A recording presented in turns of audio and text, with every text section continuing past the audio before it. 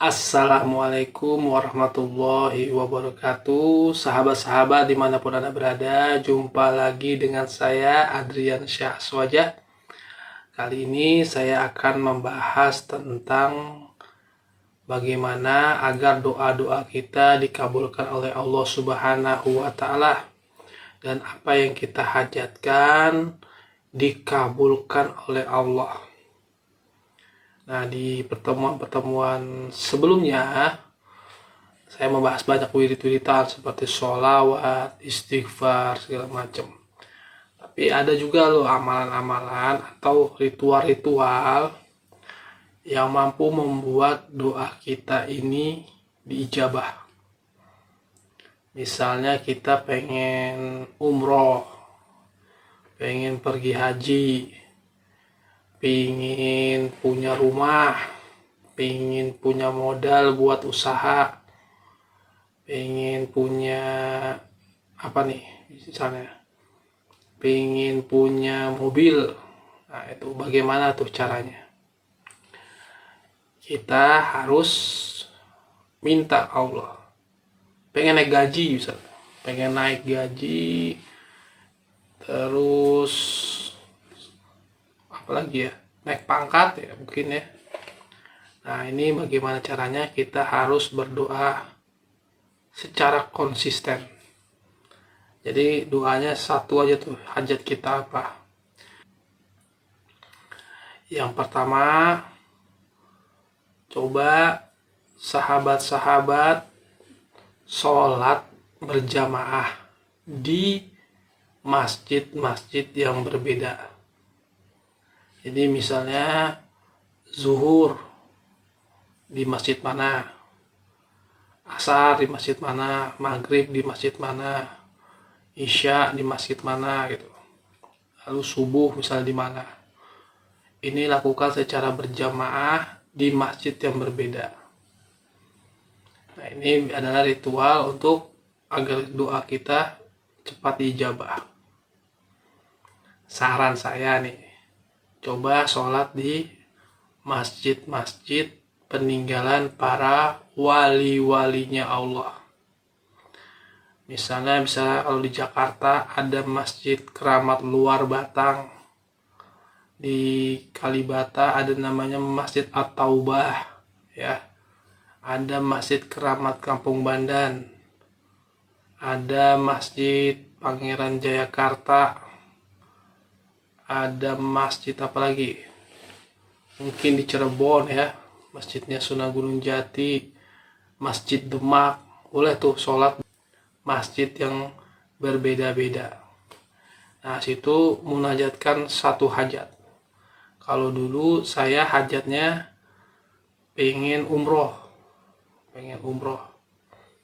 saya pengen ke Mekah, ziarah ke makam Rasulullah.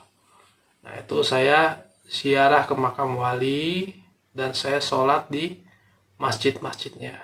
Lalu saya munajat di situ. Di sholat berjamaah di masjid peninggalan para wali dan berdoa di situ, saya pengen umroh gitu. Nah, alhamdulillah berhasil berangkat umroh. Kenapa kita sholat di masjid peninggalan para wali? Karena biasanya di situ banyak karomahnya. Karomahnya para wali itu ada di situ.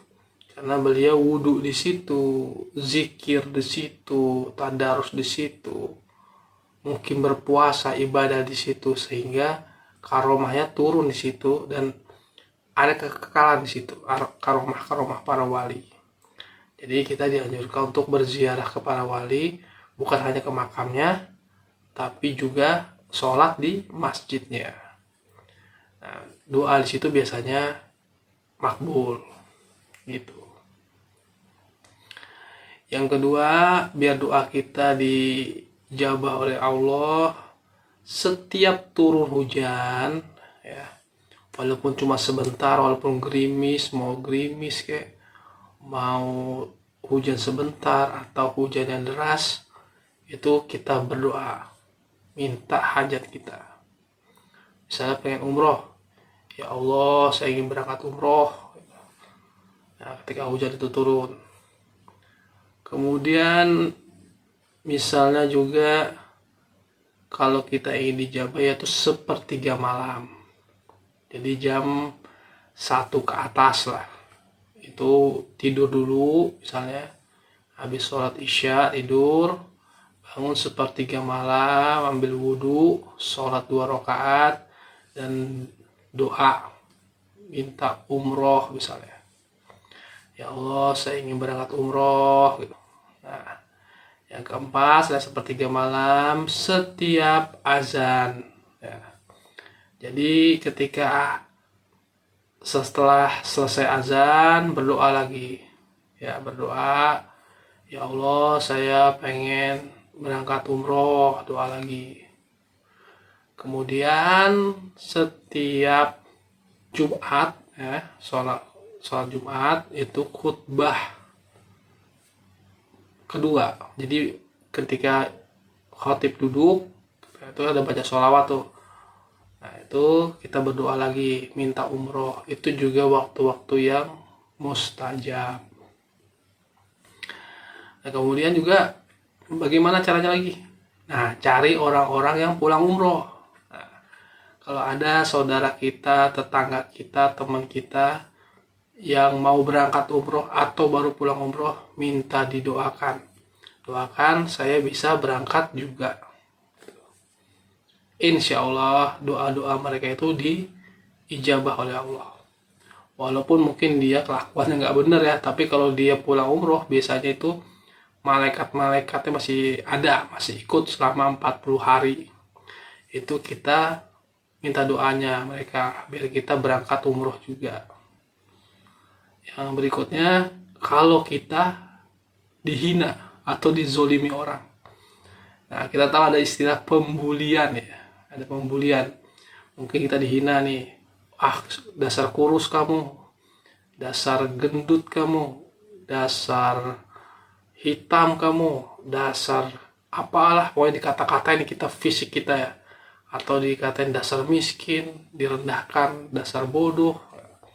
Ketika kita banyak dihina-hina begitu, nah itu biasanya kan orang melapor ya kepada polisi, menuntut itu atas dasar pencemaran nama baik gitu. Nah di sini kita berdoa kepada Allah, jadi lapornya ke Allah. Jadi kita dengan hati yang kondisi lagi sakit hati ya, lagi tersinggung, langsung sholat doa, ya Allah saya pengen umroh, berangkatkanlah saya biar bisa umroh gitu. Doa ketika kita disakiti, karena doa orang-orang yang terzolimi itu mustajab. Nah itu salah satu strateginya, konsisten lagi. Kemudian yang terakhir, kalau masih ada orang tua yang masih hidup ya, minta doanya biar bisa berangkat umroh. Nah, makanya jaga hubungan baik sama orang tua, insya Allah bisa berangkat. Karena doa orang tua ini sangat mustajab, apalagi kalau kepada anaknya. Kalau orang tuanya sudah meninggal bagaimana? Datangin kuburannya ya. Kirim Al-Fatihah, bacain Yasin, bacain tahlil, kirim doa, terus doa di depan makam. Minta biar bisa berangkat umroh, tapi mintanya ke Allah ya. Jangan minta ke orang tua kita yang sudah meninggal. Yang terakhir, tetapkan di hati kita bahwa kita ingin sekali berangkat ke tanah suci. Ingin sekali berziarah ke makam Nabi.